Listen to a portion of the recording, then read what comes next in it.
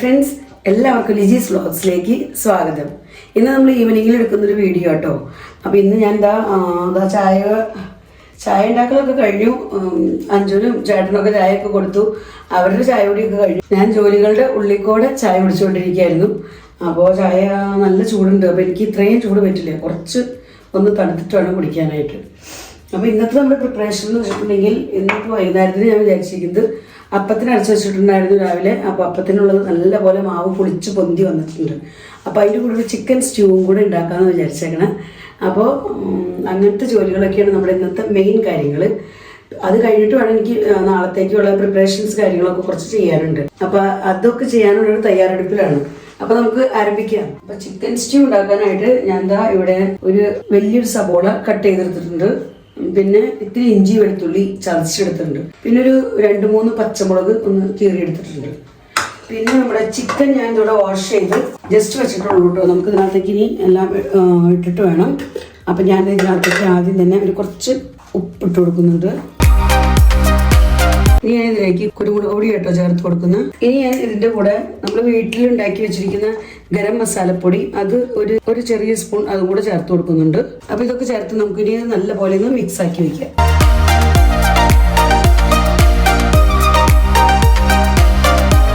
അപ്പോൾ ചിക്കനൊക്കെ ഞാൻ നല്ലപോലെ മിക്സ് ആക്കിയിട്ടുണ്ട്. അപ്പോൾ ചിക്കൻ്റെ പീസുകൾ എന്ന് പറഞ്ഞാൽ ഈ ഒരു വലുപ്പത്തിലുള്ള പീസുകൾ കേട്ടോ ആക്കിയേക്കുന്നത്. ഞാൻ ഇത്രയും വലുപ്പത്തിൽ തീരെ ചെറുതാക്കിയിട്ടില്ല, എന്നാൽ ഒത്തിരി വലിയതല്ല, ആ രീതിയിൽ കട്ട് ചെയ്തിട്ടുണ്ട്. അപ്പോൾ ഇത് നമുക്കൊരു 5 മിനിറ്റ് ഒന്ന് റെസ്റ്റ് ചെയ്യാനായിട്ട് നീക്കി വയ്ക്കാം. പിന്നെ ഇതാ നമ്മുടെ സ്റ്റൂവിലേക്ക് ഇടാനായിട്ട് ഞാൻ ഒരു 2 ക്യാരറ്റ്, വലിയ ക്യാരറ്റ് 2 എണ്ണം കട്ട് ചെയ്തെടുത്തിട്ടുണ്ട് ഈ രീതിയിൽ. അതിനൊപ്പം തന്നെ ഒരു 3 ചെറിയ ഉരുളക്കിഴങ്ങ് പൊട്ടറ്റോ അതും ഇതാ കട്ട് ചെയ്തെടുത്തിട്ടുണ്ട്. അപ്പോൾ ഇതൊക്കെ നമുക്ക് കുക്കറിലേക്ക് ആദ്യം ഇടാം. അപ്പോൾ ഞാൻ കുക്കറൊക്കെ ഇവിടെ വാഷ് ചെയ്ത് റെഡിയാക്കി എടുത്തിട്ടുണ്ട്. നമ്മൾ കുക്കറിലാണ് ഇന്ന് സ്റ്റൂ ഉണ്ടാക്കുന്നത്. അപ്പോൾ ഞാൻ എന്താ പൊട്ടറ്റോയും അതുപോലെ ക്യാരറ്റും ഒക്കെ നമ്മൾ കട്ട് ചെയ്തെടുത്തത് കുക്കറിലേക്ക് ഇടണം.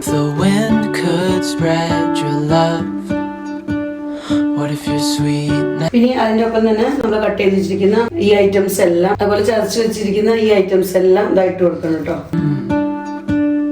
പിന്നെ ഓൾറെഡി നമ്മൾ ചിക്കനിൽ സോൾട്ടൊക്കെ ഇട്ട് കഴിഞ്ഞതാണ്.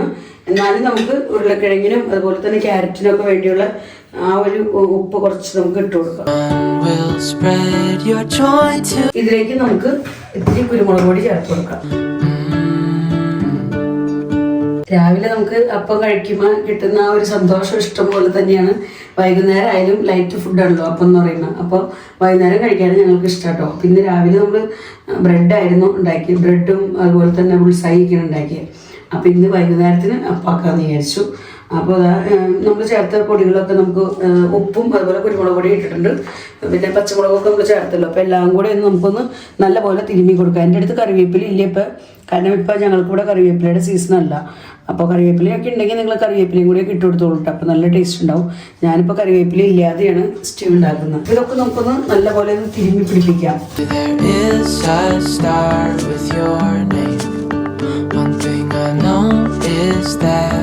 അപ്പൊ ഞാൻ ഇവിടെ ഇത് നല്ല പോലെ തന്നെ തിരുമ്മി എടുത്തിട്ടുണ്ട്. അപ്പൊ നമുക്ക് നമ്മൾ തിരുമ്മി വെച്ച ചിക്കനും കൂടെ ഇതിനകത്തേക്ക്, ചിക്കൻ പീസും കൂടെ ഇതിനകത്തേക്ക് ഞാൻ ഈ സമയത്ത് ഇട്ട് കൊടുക്കുന്നുണ്ട്. അപ്പൊ അങ്ങനെ നമ്മുടെ ചിക്കനും പൊട്ടറ്റോയും ക്യാരറ്റും എല്ലാം നല്ലപോലെ മിക്സ് ആയിട്ടുണ്ട്. ഇനി എന്താ ഇതിനകത്തേക്ക് 1 കപ്പ് വെള്ളം, സാധാ വെള്ളം ഒഴിച്ചു കൊടുക്കുന്നുണ്ട്. പിന്നെ ഇതാ നമ്മള് തേങ്ങാപ്പാൽ പിഴിഞ്ഞുള്ള നമ്മുടെ സ്റ്റൂ ഉണ്ടാക്കുന്നത്. അപ്പോൾ തേങ്ങാപ്പാൽ എനിക്ക് ഈ ചേട്ടനോട് എടുത്തു തന്നായിരുന്നു. ഞാൻ ഇവിടെ കട്ടിങ് കാര്യങ്ങളൊക്കെ ചെയ്തുകൊണ്ടിരുന്നപ്പോൾ തന്നെ. അപ്പോൾ നമ്മൾ 2ാം പാൽ ഇട്ടപ്പോൾ എടുക്കുന്ന 1ാം പാല് മാറ്റി വെച്ചേക്കാണ്. അപ്പോൾ 2ാം പാലിൽ നിന്ന് ഞാൻ 1 കപ്പ് 2ാം പാലും കൂടെ ചേർത്ത് കൊടുക്കുന്നുണ്ട്. അപ്പോൾ ഇതേ നമ്മുടെ സ്റ്റൂ 1 കപ്പ് വെള്ളം 1 കപ്പ് 2ാം പാലും ആയിട്ടാണ് ഞാൻ അടുപ്പത്ത് വെക്കാൻ പോകുന്നത്. അപ്പോൾ നമുക്കിനി കുക്കർ അടച്ച് അടുപ്പത്ത് വെക്കാം.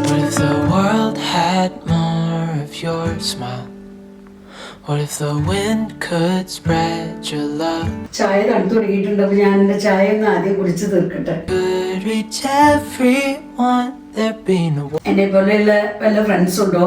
അതായത് ഭയങ്കര ചൂടപ്പാടെ ചായ കുടിക്കാൻ പറ്റില്ല, കുറച്ചൊന്ന് തണുത്തിട്ട് വേണം.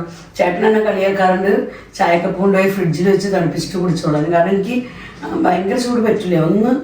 ആ ചൂടൊന്ന് കുറഞ്ഞിട്ട് എനിക്ക് കുടിക്കാൻ പറ്റുള്ളൂ. അപ്പം അതുകൊണ്ടാണ് ഞാനിങ്ങനെ, അവരൊക്കെ കുടി കഴിഞ്ഞുണ്ടോ, അവരൊക്കെ കുടി കഴിഞ്ഞ് കപ്പൊക്കെ വാഷ് ചെയ്ത് വെച്ച് കഴിഞ്ഞു. എൻ്റെ മാത്രം അവിടെ പെൻഡിങ്.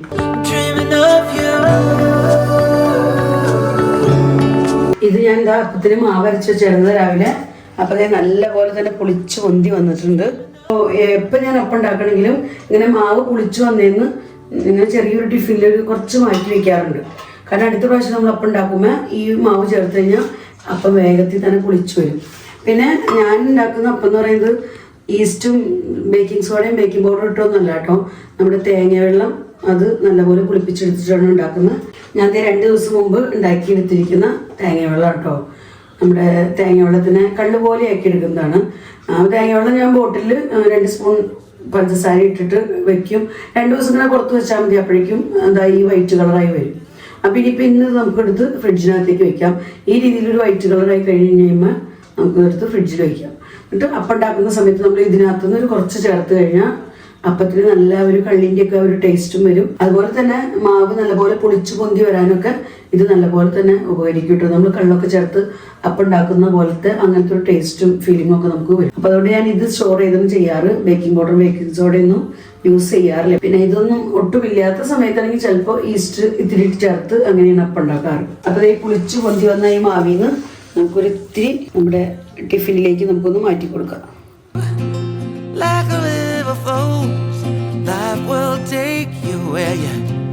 അങ്ങനെ ഒരു 2 സ്പൂൺ നമ്മൾ മാറ്റി വെച്ചാൽ മതി. ഇത് ഉണ്ടായി നമ്മൾ ഫ്രിഡ്ജിനകത്ത് വെക്കുക ഈ മാവ്.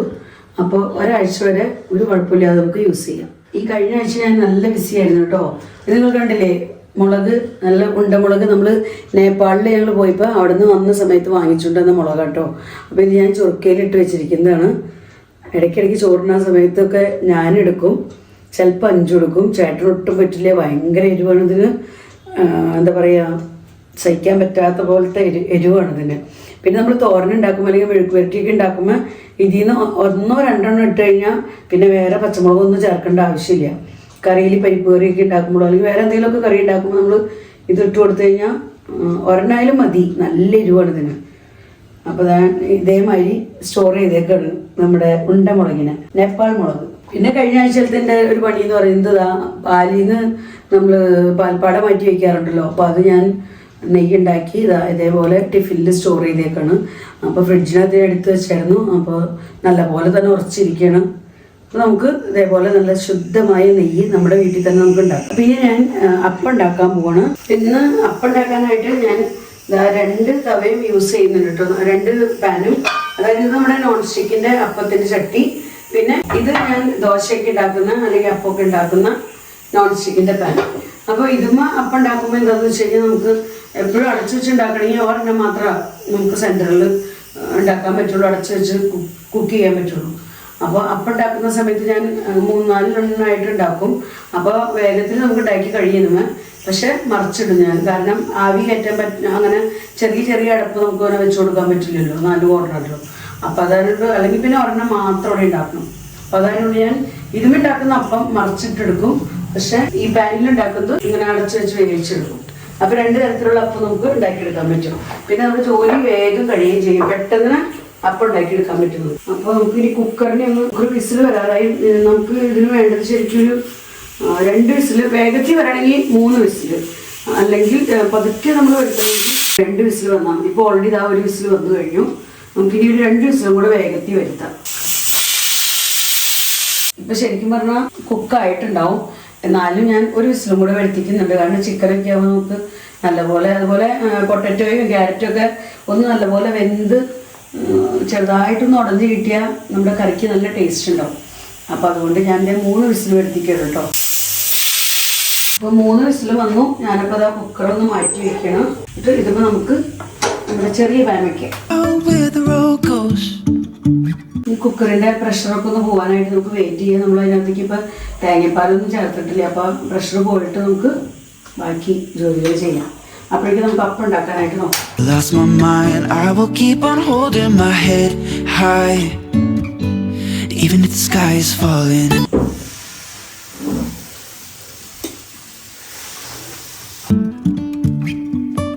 അപ്പോൾ ഈ രീതിയിൽ കുറച്ച് ഹോൾസ് വന്നു കഴിയുമ്പോൾ നമുക്ക് അടച്ചു വെച്ച് കുക്ക് ചെയ്യാം. അപ്പോൾ നല്ല സോഫ്റ്റ് അടിപൊളി അപ്പം നമുക്ക് കിട്ടും കേട്ടോ. അപ്പോൾ ഇതേ കുറേ ഹോൾസ് വന്നു കഴിഞ്ഞു. അപ്പോൾ ഞാനിനി ഇത് അടച്ചു കൊടുക്കണം. അടിച്ചിട്ട് നമുക്ക് ഫ്ലെയിം കുറച്ചിടാം. ഇവിടെ നമ്മുടെ പാൻ ചൂടായി വരുന്നുണ്ട്. ഇത് ചൂടാവാൻ ഒത്തിരി സമയം എടുക്കും. ചൂടായി കഴിഞ്ഞാൽ പിന്നെ വേഗം വേഗം ഉണ്ടാക്കാൻ പറ്റും നമുക്ക്. Up and start from the ground. അപ്പോൾ ഇതാ നമ്മുടെ അപ്പമൊക്കെ നല്ലപോലെ കുക്കായിട്ടുണ്ട്. നമുക്ക് ഇതാ നമ്മുടെ ഫസ്റ്റ് അപ്പം എന്താ എടുക്കാം. നല്ല സോഫ്റ്റ് ആയിട്ടുള്ള അപ്പം. If I let's figure out where the road goes. Even if I'm falling down, I will keep on searching for my highs. You can say I lost my mind. അപ്പോൾ ഇവിടെ നമ്മുടെ തവ ഒരുവിധം നല്ലപോലെ ചൂടായിട്ടുണ്ട്. അപ്പോൾ നമുക്ക് ഇവിടെ മാവ് ഒഴിച്ചു കൊടുക്കാം കേട്ടോ. If the sky is falling down, even if the sky is falling down, yeah. The sky is falling down.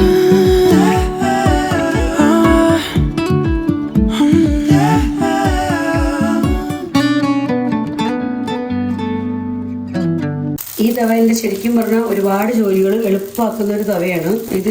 ഈ ഒരു പാൻ ഞാൻ ആമസോണിൽ നിന്ന് കേട്ടോ വാങ്ങിയത്. എനിക്ക് ഭയങ്കര യൂസ്ഫുൾ ആയിട്ട് തോന്നിയിട്ടുണ്ട്. ഞാൻ ദോശ ഉണ്ടാക്കുമ്പോഴും അപ്പം ഉണ്ടാക്കുമ്പോഴും ഈവൻ ചപ്പാത്തി ഉണ്ടാക്കുന്ന സമയത്ത് അധികം ഉണ്ടാക്കുന്ന നേരത്തൊക്കെ ഞാനെടുത്ത് യൂസ് ചെയ്യാറുണ്ട്. ഒത്തിരി യൂസ്ഫുൾ ആയിട്ടുള്ളൊരു പാനായിട്ട് എനിക്ക് തോന്നിയിട്ടുണ്ട്. നമ്മൾ നോക്കി നിൽക്കണം, ഫ്ലെയിം അഡ്ജസ്റ്റ് ചെയ്ത് വെക്കണം. അതുപോലെ അപ്പം ഞാൻ ഇതിങ്ങനെ മറിച്ചിട്ടിട്ടാണ് ഇതുമ്മ കുക്ക് ചെയ്യാറ്. ഇതുമ്മ നമുക്ക് ഈ സ്പാച്ചില വെച്ച് മറിച്ചിടാൻ ചില സമയത്തൊക്കെ ബുദ്ധിമുട്ട് തോന്നും. അപ്പം ഞാൻ അങ്ങനത്തെ സമയത്ത് സ്റ്റീലിൻ്റെ എടുക്കാറുണ്ട് കേട്ടോ. ഇവിടെ നമുക്ക് ഈ അപ്പം നോക്കാം. ഈ അപ്പം എന്താ ആയി വരുന്നു. ഒന്നും കൂടെ പൊരിഞ്ഞോട്ടെ.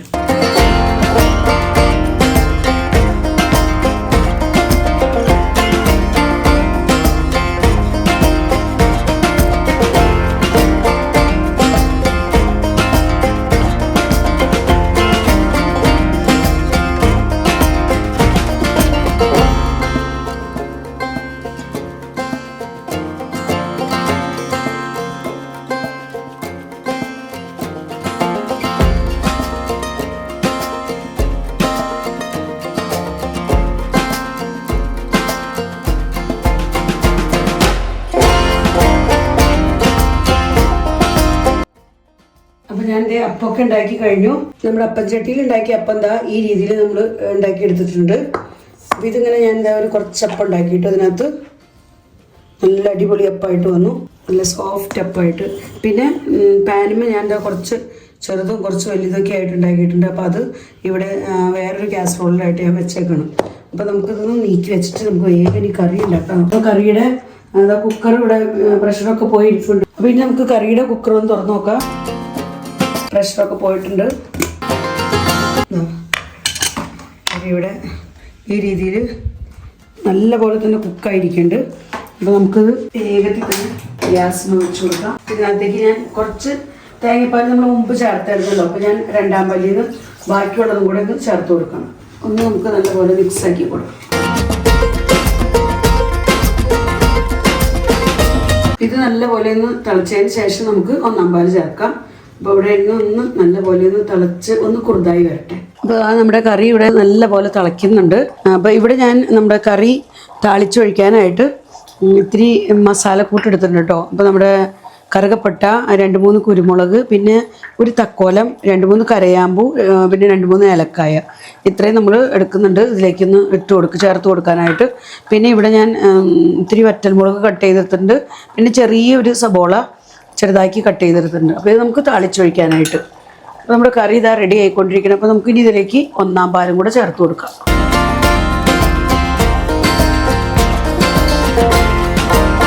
ഇത് ചേർത്ത് കഴിയുമ്പോൾ പിന്നെ നമുക്കിനി അധികം തിളപ്പിക്കേണ്ട ആവശ്യമില്ലല്ലോ. അപ്പോൾ ഈ സമയത്ത് ഞാൻ എന്താ ഇതിനകത്തേക്ക് നമ്മൾ പൊടിച്ചു വെച്ചിരിക്കുന്ന ഗരം മസാലപ്പൊടി അത് ഒരു സ്പൂണും കൂടെ ഈ സമയത്ത് ചേർത്ത് കൊടുക്കുന്നുണ്ട്. ഇനി ജസ്റ്റ് ഒന്ന് ചെറുതായി ഒന്ന് നമുക്ക് തിളച്ച് കിട്ടിയാൽ മതി. നമുക്കൊന്ന് 2 മിനിറ്റ് ഒന്ന് വെയിറ്റ് ചെയ്യാം. അപ്പോൾ നമ്മുടെ സ്റ്റ്യൂ കറിയിലേക്ക് നമുക്ക് ഒരു കുറച്ച് കശുവണ്ടി ഞാൻ ഇതേപോലെ കട്ട് ചെയ്തെടുത്തിട്ടുണ്ട്. അതുപോലെ തന്നെ ഇത്തിരി ഉണക്കമുന്തിരി എടുത്തിട്ടുണ്ട്. അപ്പോൾ ഇത് രണ്ടും നമുക്ക് അപ്പോഴേക്കും കറി ഒന്ന് തിളച്ച് വരുമ്പോഴേക്കും നമുക്ക് നെയ്യിലൊന്ന് വറുത്തെടുക്കാം. അപ്പോൾ ഞാനിവിടെ ഒരു പാൻ അടുപ്പത്ത് വെച്ചിട്ടുണ്ട്. അപ്പോൾ അതിലേക്ക് ഒരു കുറച്ച് നെയ്യ് ഇട്ട് കൊടുക്കണം കേട്ടോ.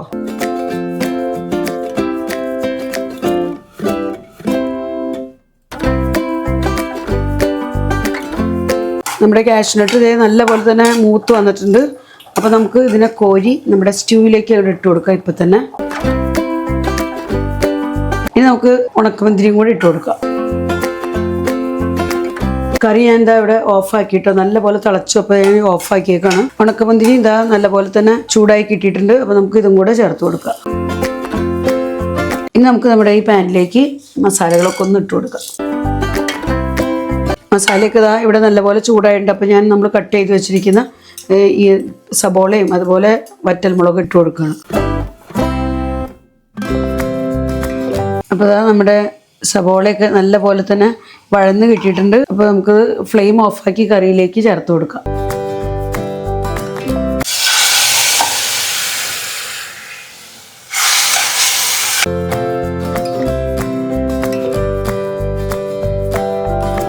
അപ്പോൾ അങ്ങനെ നമ്മുടെ സ്റ്റ്യൂ ഉണ്ടാക്കലൊക്കെ കഴിഞ്ഞു.